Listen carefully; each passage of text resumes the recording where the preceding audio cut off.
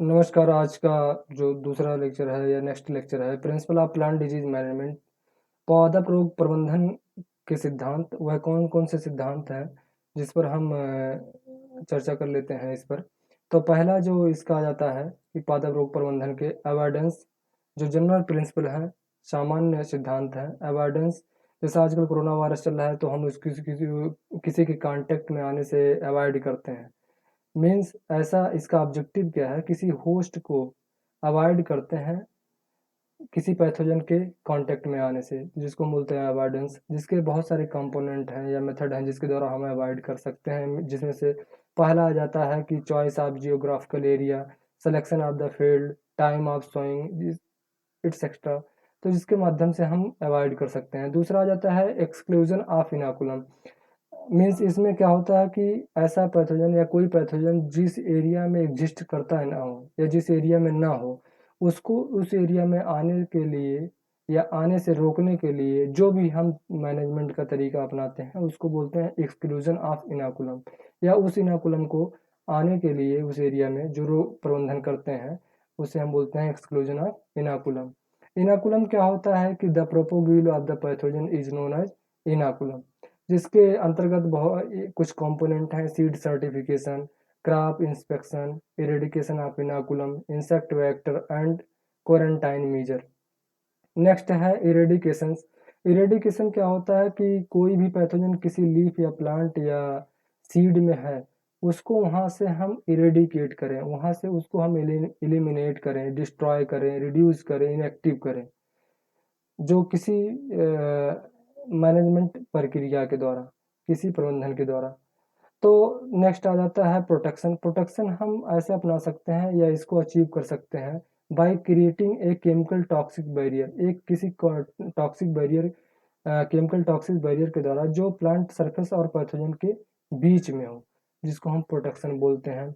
Next आ जाता है होस्ट रेसिस्टेंस। होस्ट रेसिस्टेंस या इम्यूनाइजेशन क्या होता है, इसमें it utilise in built up mechanism of resist to resist various activities of pathogen or preventing infection or reducing effect of infection by managing the host through improvement of resistance in it by genetic manipulation और by chemical therapy. Chemical therapy या genetic manipulation के द्वारा हम उस plant को resistance बना सकते हैं किसी विशेष रोग के लिए, तो उसको बोलते हैं हम host resistance.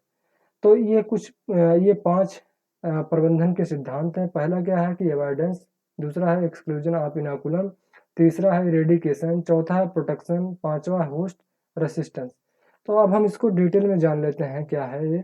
Avoidance of pathogen क्या होता है कि इसमें बेसिकली हमारा उद्देश्य क्या होता है कि avoiding the contact between the pathogen and sustainable stages of the crop.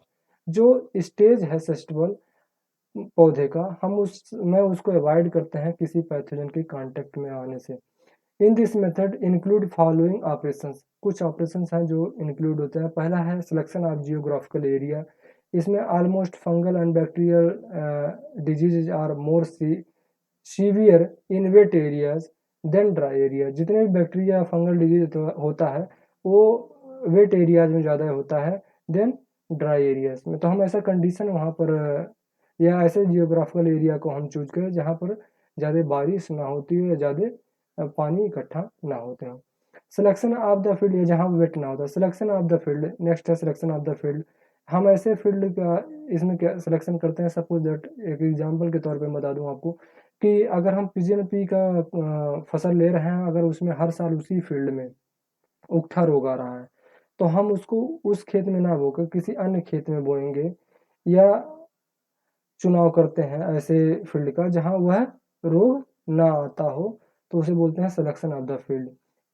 तीसरा है इसमें next time of sowing. Time of sowing ये बहुत ही इंपॉर्टेंट है। जैसे यूजुअली क्या होता है, मुख्यतः pathogen are able to infect the susceptible plant under certain environmental conditions. अगर हम उस क्रॉप की डेट ऑफ अल्ट्रेशन कर दें डेट ऑफ सोइंग में, तो हम उस डिजीज से बच सकते हैं या उस रोग से बच सकते हैं। नेक्स्ट है डिजीज स्कैपिंग वैरायटीज। जैसे कुछ वैरायटीज हैं फसल के जो अधिक लॉस ना हो पाए, या escape the disease because their growth characteristics, अपने ग्रोथ करेक्टरिस्टिक के आधार पर उस डिजीज को स्कैप कर देते हैं, जिसे बोलते हैं डिजीज स्कैपिंग वराइटीज। जैसे अर्ली मेच्योरिंग वराइटीज है अगर गेहूं का, व्हीट का, तो जो पक्सिनिया ग्रेमिनिस आई आता है फरवरी मार्च में, तो उससे वह अगर मेच्योरिटी हो गई फरवरी मार्च में, तो वह मेच्योरिटी के बाद ज़्यादा इन्फेक्ट या ज़्यादा डैमेज नहीं कर सकता वो उस फसल को। नेक्स्ट है proper selection of seed and planting material, हम ऐसे सीड का या प्लांटिंग मटेरियल का सिलेक्शन करें जो बेसिकली डिजीज ना कैरी करता हो, हेल्दी हो और अच्छा हो। नेक्स्ट है एक्सक्लूजन ऑफ पैथोजन, जैसा कि मैंने आपको इसमें पहले बताया कि प्रिवेंट करते हैं जो ऐसे पैथोजन का जो उस एरिया में एग्जिस्ट ना करता हो। इसमें बहुत सारे मेथड हैं या हैं जो आते हैं। पहला है सीड इंस्पेक्शन या सर्टिफिकेशन, हम सीड का सर्टिफिकेशन करते हैं या इंस्पेक्शन करते हैं कि इसमें ऐसा कोई पैथोजन तो नहीं जो कैरी कर रहा हो, तो हम उसको डिसमिनेट करते हैं। तो नेक्स्ट है प्लांट क्वारंटाइन रेगुलेशंस, ये एक रेगुलेशन है, एक लॉ है जो भारतीय कानून के तहत चलता है। हिंदुस्तान में पहली बार जब लागू हुआ वो था destructive insect and paste act, जिसे भी डिपा बोलते हैं, ये 1914 में लागू हुआ। और इसमें क्या है कि हम क्वारंटाइन का मतलब होता है, क्वारंटाइन से लिया गया, क्वारंटाइन का मतलब होता है 40 डेज। हम किसी कमोडिटीज़ को या किसी प्लांटिंग मटेरियल या सीड को हम किसी अन्य देश से मंगाते हैं, तो हम उसको क्वारंटाइन रेगुलेशन के अंतर्गत ही फॉलो करके लाते हैं। ये मुख्यतः 3 प्रकार का होता है, डोमेस्टिक क्वारंटाइन, फॉरेन क्वारंटाइन और एक आता है इंटरमीडिएट क्वारंटाइन।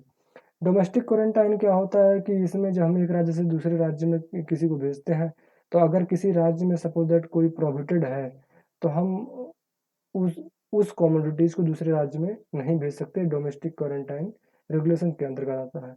दूसरा है foreign quarantine, rule of and regulation issued by prohibited the import of plants and plant material, insect and fungi into India from foreign countries by air, sea and land.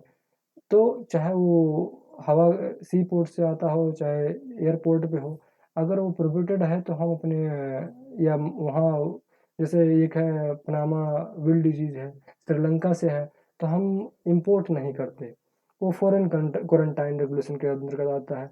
अब आ जाता है एक phyto sanitary certificate, जब कोई commodities किसी सी port या airport पे आ जाता है किसी देश से, तो हम वहाँ एक इंस्पेक्टर होता है जो फाइटोसैनिटरी सर्टिफिकेट प्रोवाइड करता है, ये ऑफिशियल सर्टिफिकेट है जो वह कंट्री द्वारा दिया जाता है कि हाँ मैं आपके देश में भेज रहा हूँ, इसमें कोई भी कंटामिनेशन नहीं है। लेकिन उसके बावजूद भी अगर अपने देश में आता है तो अपने देश में लोग भी उसको चेक करते हैं कि हाँ इसमें कोई कंटामिनेशन नहीं है, तब जाके वो इंट्रोड्यूस होता है।